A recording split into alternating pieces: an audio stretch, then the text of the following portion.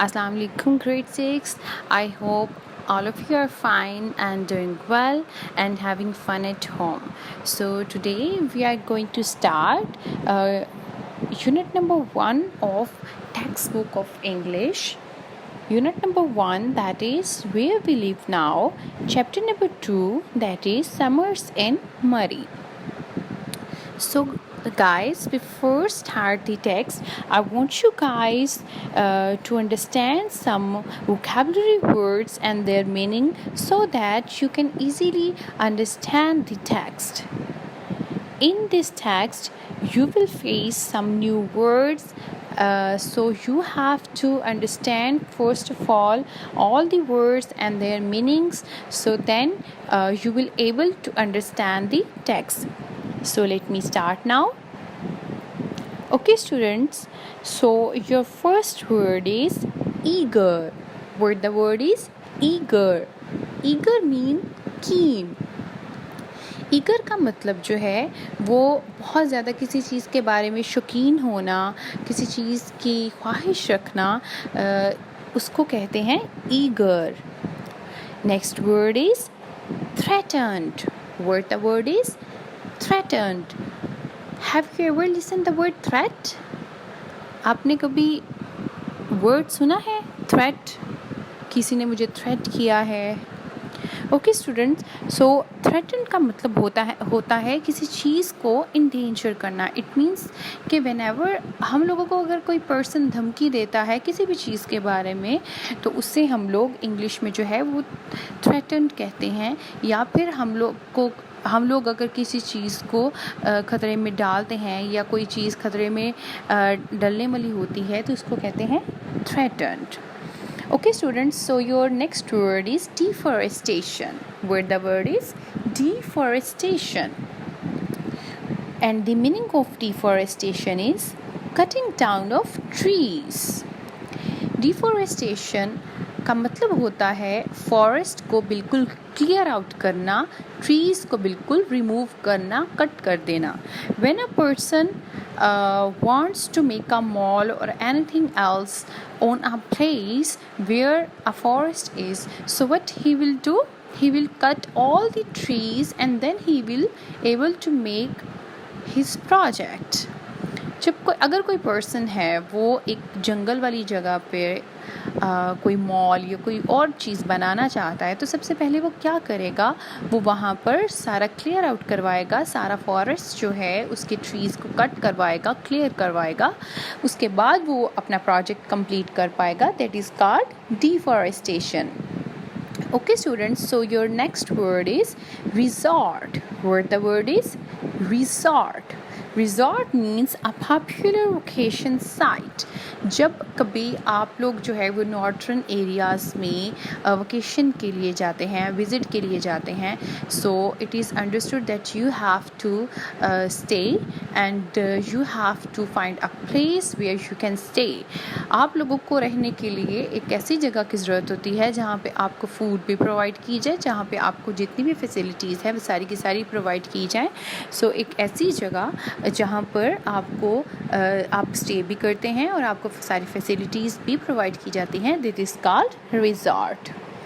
Okay students, so your next word is tract. The word is tract. Tract means make a long journey by foot. जब कभी आप northern areas में जाते हैं, आपने जब माउंटेन पे क्लाइंब करते हैं, आपने माउंटेन पे ट्रैकिंग करनी होती है, आप बाय फुट जो है वो माउंटेन का जितना भी एरिया है उसको क्रॉस करते हैं. That is called tract. तो वो आप जब उसको बाय फुट जो है वो क्रॉस करते हैं सारा एरिया को, तो उसको कहते हैं ट्रैक करना. Okay students, so your next word is exotic. The word is exotic. Exotic means foreign and exotic means something strange, something unusual. कोई ऐसी चीज़ जो बिल्कुल आपने जो आम तौर पर आपने कभी नहीं देखी, बहुत ही स्ट्रेंज देखने को मिलती है, बहुत अनयूजुअल होती है, जो कि ऑर्डिनरी नहीं होती. That is called exotic. Okay students, so your next word is commotion. The word is commotion. Commotion means disturbance. When ever you sleep, आप जब सो रहे होते हैं, कोई पर्सन आके बहुत ज़्यादा शोर करता है या कोई लाउड म्यूज़िक लगा देता है तो आप एकदम से डिस्टर्ब हो जाते हैं, या कोई आप अपने घर में हैं, आपकी स्ट्रीट में कोई बाहर, आपके घर के बाहर जो है वो कुछ भी होता है, जब लोग इकट्ठे हो जाते हैं तो क्या होता है, एकदम से डिस्टर्बेंस क्रिएट हो जाती है, that is called commotion. Okay students, next word is crafty. What the word is crafty. Crafty means cunning. इसका मतलब होता है, मतलब crafty का मतलब होता है बहुत चालाक होना, बहुत मक्कार होना, बहुत कोई पर्सन ऐसा जो कोई स्कीम बनाए या फिर कोई चालाकी दिखाए, ठीक है, और कोई मक्कारी करे जो कि उसको नहीं करनी चाहिए, अपना मकसद को पूरा करने के लिए वो कोई पर्सन कुछ भी करे, मक्कारी करे, that is called crafty. Okay students, so your next word is contempt. The word is contempt. Contempt mean something wrong. When you said that it was wrong, so that is called contempt. जब आप किसी चीज़ को मलामत करते हैं, it means कि अगर कोई काम किसी ने किया है, ठीक है, अगर आप उसको बताते हैं कि ये जो आपने काम किया है ये बिल्कुल गलत किया है, उसके बाद आप उसको पनिश करते हैं या आपको जो भी करते हैं, so that is called condemned. Okay students, so your next word is sedative. The word is sedative. Sedative means a drug which causes sleepiness. एक ऐसा ड्रग होता है जो कि जो नींद को पैदा करता है, मीन्स उसके बेहोशी को जो इंसान को बेहोश करने के लिए यूज़ किया जाता है. अगर कोई एनिमल है, उसको आपने, अगर वो रोड पे आ गया है, उसको आपने दोबारा जो ज़ू है उसमें लेकर जाना है, तो आप क्या करेंगे, आप उसको सिडेटिव एक ड्रग देंगे जिसकी वजह से वो उसको स्लीपीनेस में चला जाएगा. Next word is unfortunate. The word is unfortunate. Unfortunate means unlucky. जब आप कोई पर्सन है, उसके बाद उसकी लाइफ में समथिंग रॉन्ग, कुछ ना कुछ रॉन्ग होता रहता है, तो वो खुद को क्या कहता है कि I am very unlucky person, मैं बहुत ज़्यादा बदकिस्मत इंसान हूँ, मेरे साथ हमेशा ये होता है, so that is called unfortunate. Okay students, so now we are moving to our text, so let's start. Okay students, so for the text, first of all you have to open your page number 7. Okay students, so this is your reading portion and this is your personal writing. So do you know what is personal writing? Okay students, personal writing is a type of writing in which a writer writes about his own experience, his own opinions and his own thoughts. So this text is written by Imran Khan. So on the left side you can read that in the text Summers in Murray, Imran Khan recalls his summers as a child. So it means that the writer of this text is Imran Khan and he is recalling his childhood memory. So now let's start the text. Summers in Murray.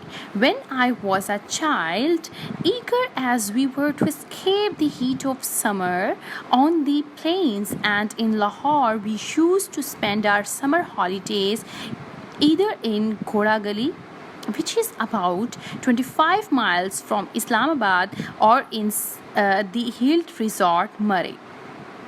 When I was a child, what is the meaning of eager? Okay students, eager means keen, किसी चीज़ के बारे में बहुत शौकीन होना. So इस जो lines हैं उसमें क्या बता रहे हैं, जो राइटर है वो हमें क्या बता रहा है कि वो जब बहुत छोटा बच्चा था तो वो लोग क्या करते थे, बहुत ज़्यादा उनकी ख्वाहिश थी, उनका ये शौक़ था कि वो जो प्लेन्स हैं, प्लेन्स मतलब यहाँ पे लैंड जहाँ पे हम लोग भी रह रहे हैं, सारे जो खिता ज़मीन होता है, प्लेन्स, उस जगह पर बहुत ज़्यादा, as you know that summer में बहुत ज़्यादा यहाँ पे गर्मी हो जाती है, तो वो इस चीज़ से भागने के लिए, उस चीज़ से एस्केप करने के लिए क्या करते थे, वो लाहौर से मतलब वो लाहौर में जो राइटर है वो लाहौर में रहता था, और वहाँ से वो एस्केप करने के लिए, समर की गर्मी से, समर की हीट से एस्केप करने के लिए वो अपनी जो हॉलीडेज़ है उनको स्पेंड करने के लिए कहाँ चले जाते थे, घोड़ा गली चले जाते थे, जो कि इस्लामाबाद से 25 माइल्स की दूरी पर है, और वहाँ पे एक हिल रिजॉर्ट पे वो चले जाते थे, मीन्स मरी वाली जगह पर. Okay students, so next is Murray is in the foothills of the Himalayas, 7,000 feet up in the kind of country that is now being threatened by deforestation. अब मरी जो है वो हिमालयाज़ की फुट हिल्स की तरफ है, जो कि 7,000 की बुलंदी पर है, और जो अब के थ्रेटेंड है, मींस के इन डेंजर है, जिसको अब एक ख़तरा लाहक है. किस चीज़ का? डिफॉरेस्टेशन का. मींस के मरी के अंदर जितने बहुत ज़्यादा फॉरेस्ट थे और बहुत ज़्यादा ट्रीज़ हुआ करते थे, लेकिन अब वहाँ पर चूँकि कुछ लोग वहाँ पे रिजॉर्ट बनाते हैं, कुछ लोग वहाँ पे कुछ ना कुछ मतलब समथिंग कुछ ना कुछ बना लेते हैं, जिसकी वजह से वहाँ के जो फॉरेस्ट के ट्रीज़ हैं उनको कटिंग डाउन किया जाता है.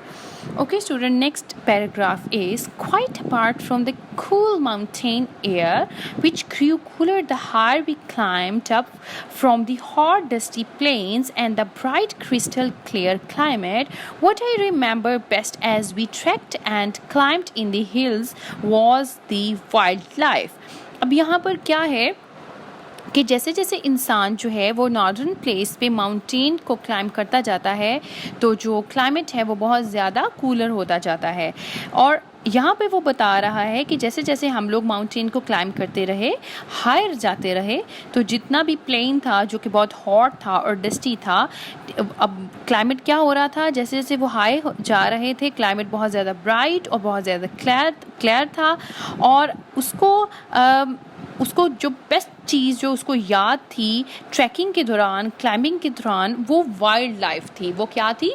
वो वहाँ पर ऊपर जाके वाइल्ड लाइफ थी. अब वहाँ पे उसने क्या क्या देखा? Monkeys, jackals, foxes, and hundreds of exotic birds. Like everywhere else, Murray is more crowded now than it was in the 1960s, but it remains a magical spot despite losing some of its trees and the resulting landslides, and I only hope that future generations will be able to enjoy it as I did. Okay, so what he remembered best when he was trekking and climbing the mountains, so that was wildlife. What he saw some monkeys, jackals, foxes, and hundreds of exotic birds. Exotic birds means some strange birds which you cannot see on the plains. Okay students, तो क्या था कि अब यहाँ पर उसको best चीज़ जो उसको याद थी वो ये था कि वो उसने वाइल्ड लाइफ, वहाँ पर बहुत ज़्यादा मंकीज़, उधर बहुत ज़्यादा फॉक्सेस, जैकल्स और बहुत ज़्यादा अनयूजुअल बर्ड्स देखे. अब वो क्या बता रहा है नेक्स्ट? अब वो ये बता रहा है कि मरी जो है वो अब बहुत ज़्यादा क्राउडेड हो गया, यहाँ पर बहुत ज़्यादा लोग आने लग गए हैं. जैसा कि पहले 1960s में था, तब बहुत ज़्यादा क्राउड नहीं था, बहुत क्लियर क्लाइमेट था. अब यहाँ पर उसने कहा लेकिन ये जो है अपनी वाइल्ड लाइफ की वजह से और एक क्लियर क्लाइमेट की वजह से एक मैजिकल स्पॉट था. अब यहाँ पर उसने कहा कि बहुत ज़्यादा जो है ये ट्रीज़ इसने लॉस्ट कर दिए हैं डिफॉरेस्टेशन की वजह से, और यहाँ पे बहुत ज़्यादा लैंडस्लाइडिंग होने लग गई है. और वो अब क्या होप करता है कि नेक्स्ट जितनी भी जनरेशन्स हैं वो भी इस मरी को इसी तरह से देख सकें जिस तरह के उसने इसको देखा था. Okay student, next paragraph is when I was about 7 years old, my parents took us to a rest house for our summer holidays a few miles above Murray in a place called Donga Gully. Okay students, so what he was saying that when he was 7 years old, जब वो 7 साल का था तो उसके parents जो थे summer holidays को स्पेंड करने के लिए अब एक रेस्ट हाउस चले गए जो कि मरी से चंद मील दूर एक जगह पर, जो कि क्या कहलाती है, डोंगा गली. I'll never forget the commotion caused throughout the area when a panther killed a donkey next to our rest house. The excitement grew when even greater when hunters came in from the surrounding countryside and built machans, camouflage platforms around the kill.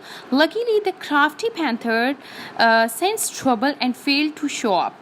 अब वो next क्या बता रहा है writer, वो कह रहा है कि मैं वो जो कमोशन मीन्स डिस्टर्बेंस, मैं वो डिस्टर्बेंस को कभी नहीं भूल सकता जो कि उस दौरान पूरे एरिया में थी जब एक पैंथर ने एक डंकी को मारा था उसी रेस्ट हाउस के बिल्कुल सामने.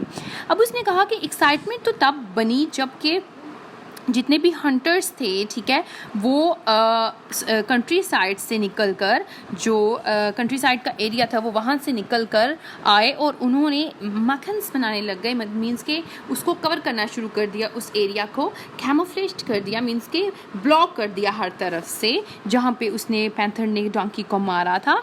और लकीली खुशकिस्मती ये थी कि जो crafty panther, why is calling crafty panther, क्योंकि वो बहुत ज़्यादा मकार था. उसको पता था कि अब क्या स्कीम यहाँ पे मुझे चलानी है और कैसे मुझे क्या करना है. Luckily the crafty panther sense trouble. अब क्या था, जो क्राफ्टी जो बहुत मकार चालाक सा जो पैंथर था उसको अब महसूस हुआ कि मेरे लिए यहाँ पे कोई प्रॉब्लम क्रिएट हो रहा है और मेरे लिए यहाँ पे कोई मुश्किल बन रही है.